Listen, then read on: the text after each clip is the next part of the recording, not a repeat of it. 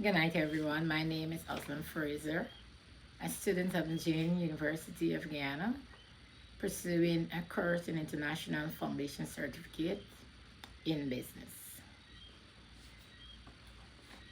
Thank you for the opportunity to speak with you today on a subject that transcends borders, policies, and ideologies: humanitarian affairs. Humanitarian affairs involve efforts to alleviate human suffering, especially during crises of wars and natural disasters, also pandemics.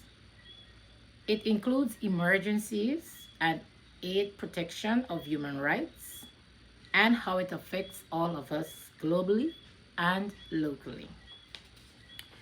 Organizations like United Nations Office for Coordinating of Humanitarian Affairs, Red Cross, and Medicines Sans Frontiers are on the front lines. They coordinate and assesses needs and ensure help reaches the most vulnerable.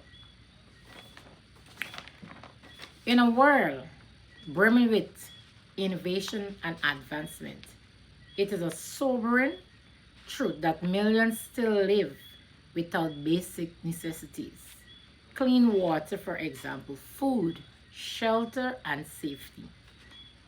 From conflict zones in places like Syria, Sudan, to disaster-stricken communities in Haiti or Pakistan, the need for humanitarian intervention is not only constant but increasingly complex.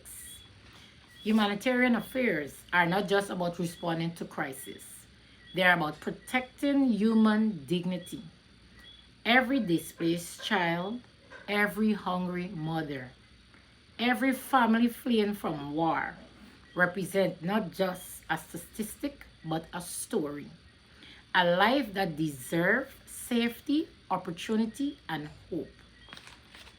Humanitarian work is evolving. Climate change is amplifying and natural disasters.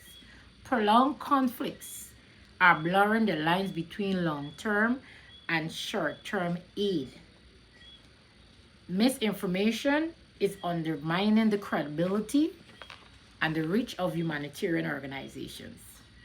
In this landscape, the call for ethical innovation and collaborative action has never been louder.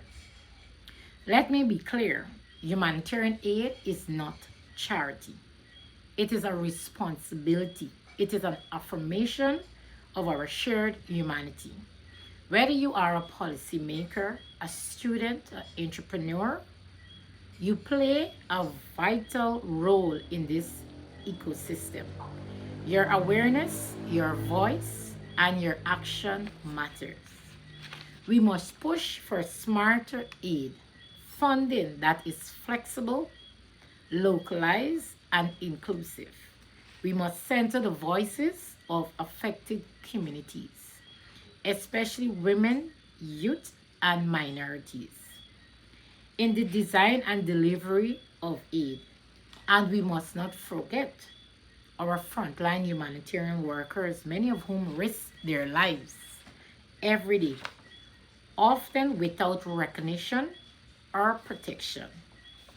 As we move forward, let us not be driven by guilt or fear, but by compassion, justice, and courage. Let us remember that the measure of any society is how it treats its most vulnerable, and let us work not just to relieve suffering, but to build a world where such suffering is no longer inevitable. Thank you, and this is my piece on humanitarian affairs.